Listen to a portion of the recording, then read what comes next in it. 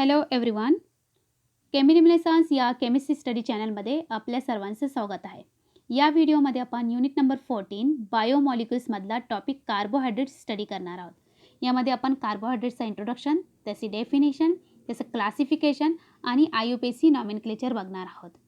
Biomolecules हा जो chapter आहे तो विदाउट ऑप्शन 3 मार्क्ससाठी आहे अँड विथ ऑप्शन 4 मार्क्ससाठी आहे. फर्स्ट आपण बायोमॉलिक्युल्सची डेफिनेशन बघूया.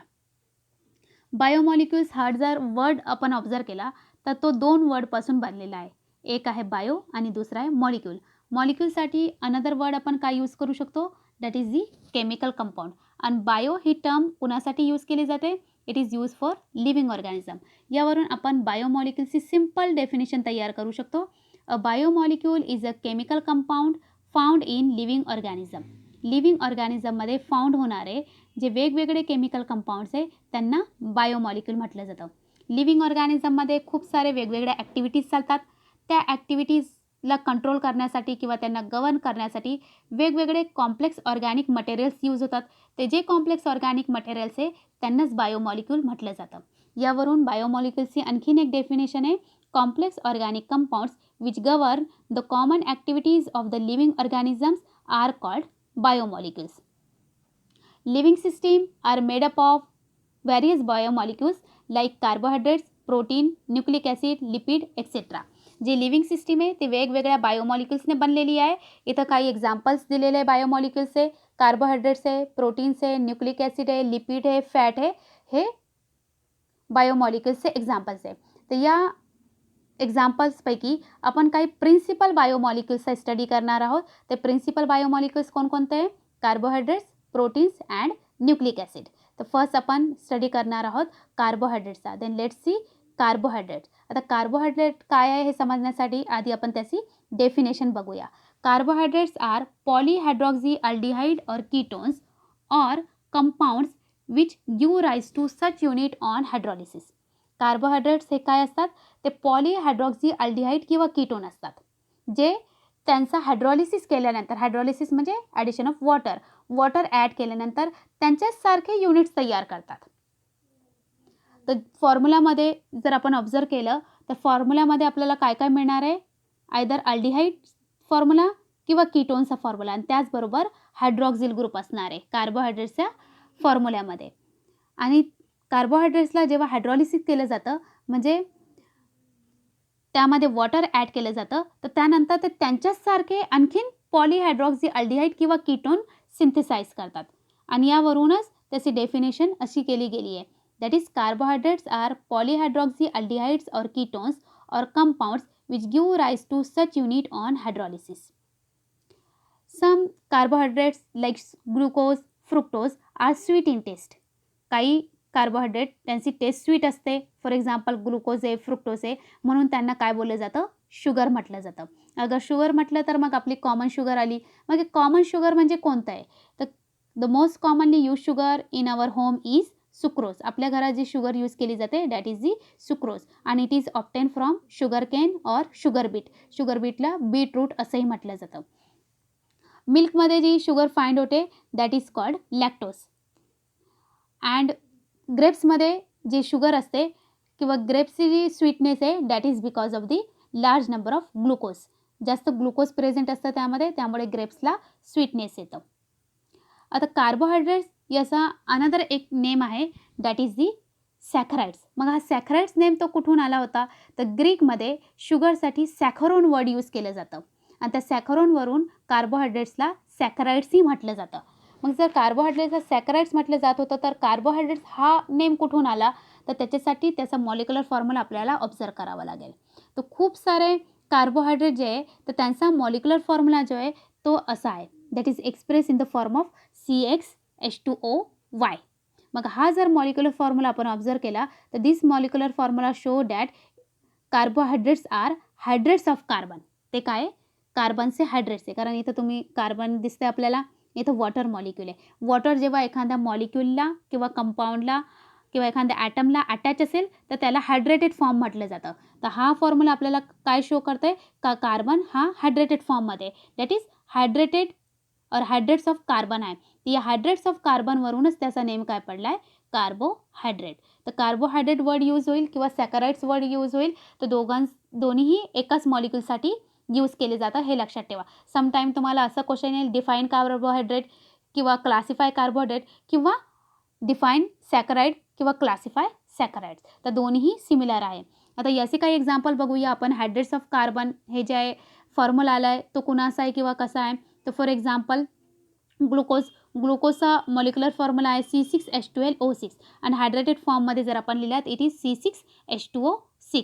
सिमिलरली अनदर मॉलिक्यूल बघूया, दॅट इज द सुक्रोजचा फॉर्म्युला आहे C12H22O11 आणि त्याचा हायड्रेटेड फॉर्ममध्ये जर बघितला तर C12H2O11.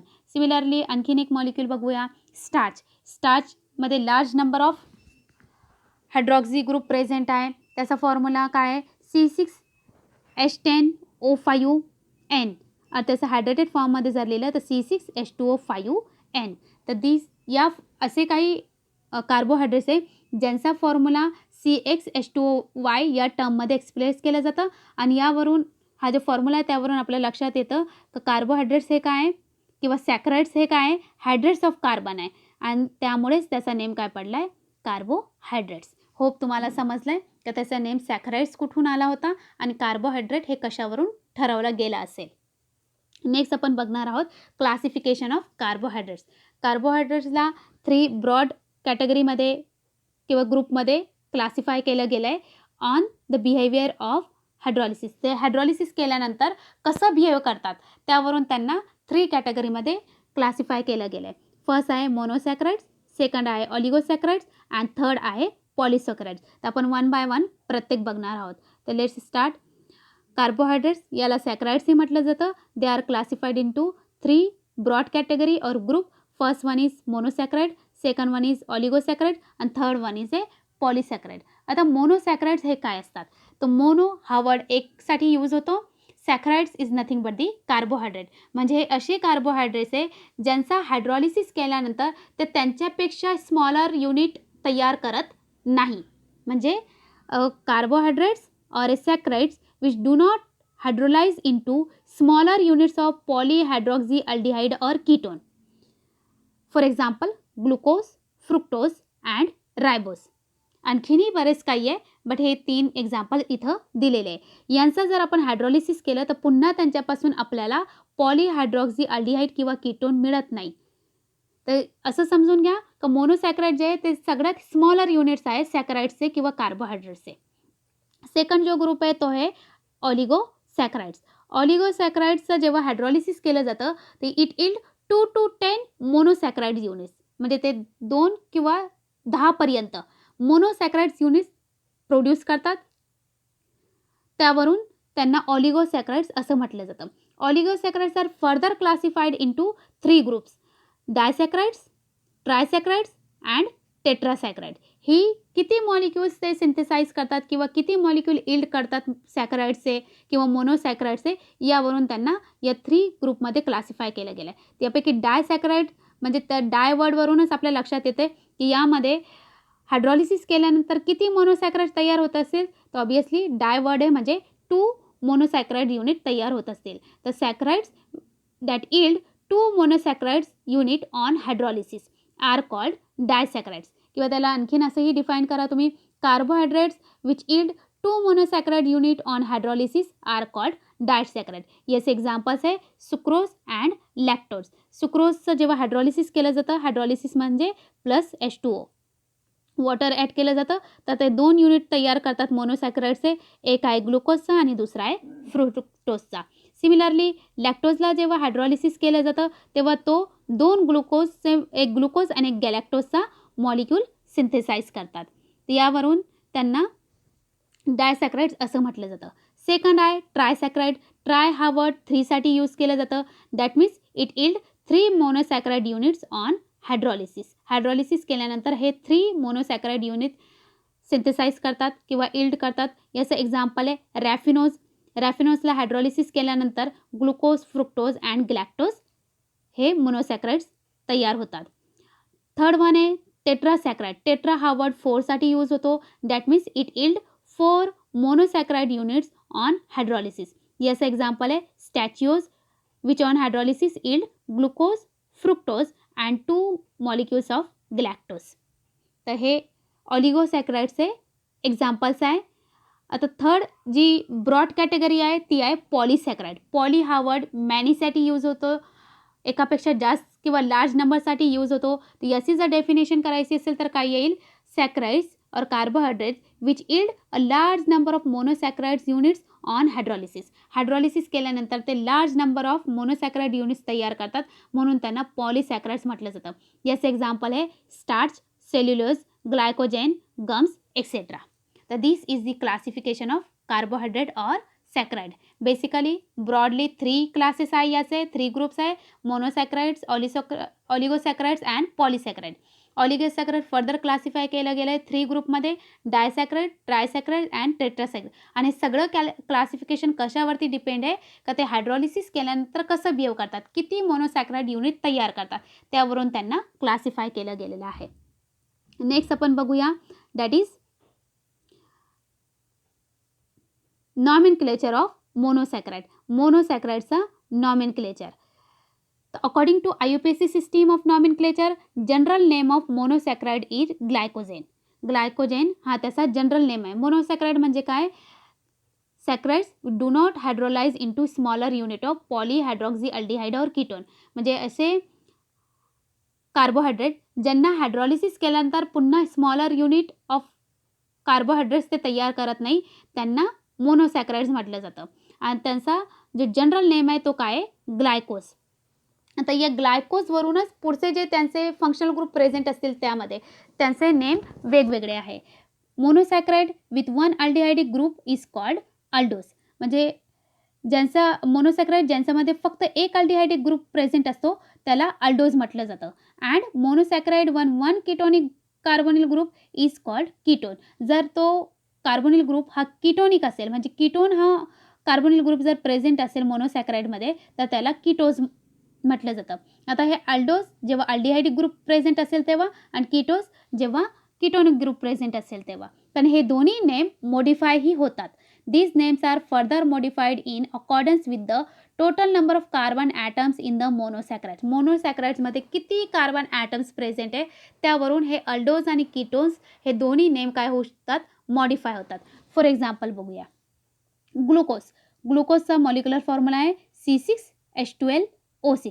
किती कार्बन्स आहे यामध्ये, टोटल 6 कार्बन आहे. आता यामध्ये कोणता फंक्शनल ग्रुप प्रेझेंट आहे हे आधी आपल्याला फाइंड करावं लागेल. त्याच्यासाठी आपल्याला त्याचा स्ट्रक्चर बघावं लागेल. तर this is the structure of glucose. इथं तुम्ही ऑब्झर्व करू शकतात यामध्ये कोणता फंक्शनल ग्रुप प्रेझेंट आहे, CHO, that means aldehydic functional group present. That means हा ग्लुकोज जो आहे तो काय आहे, अल्डोज आहे. काय आहे, अल्डोज आहे. बट या अल्डोजमध्ये किती कार्बन्स आहे, देर आर ए 6 कार्बन. या 6 कार्बनवरून या अल्डोजचा नेम काय होणार आहे, मॉडिफाय होणार आहे.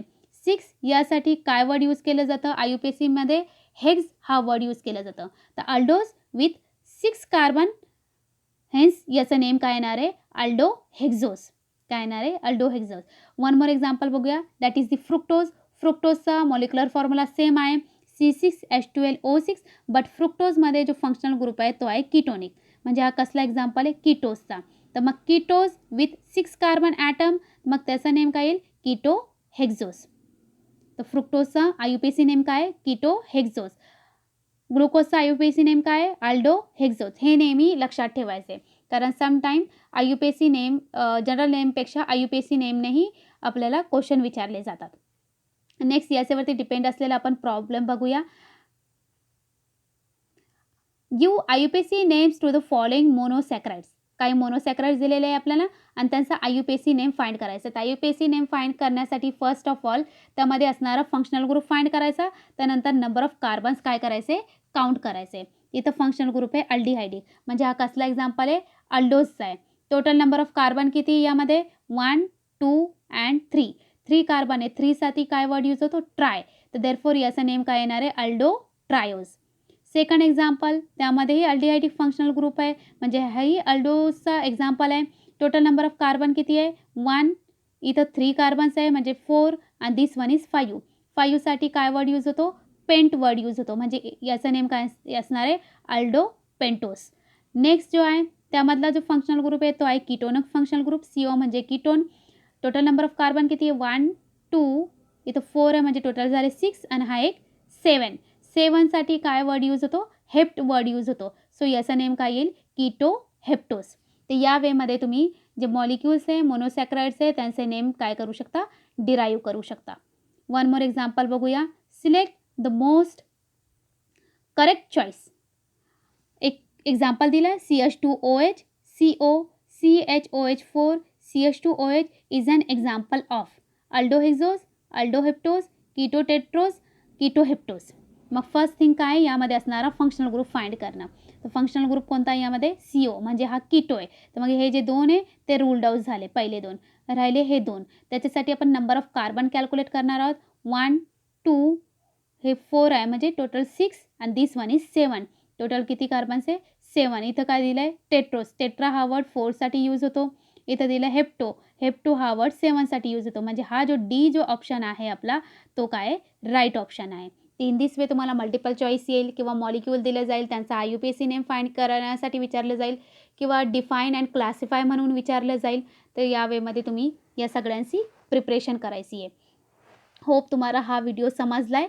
Thanks for watching this video.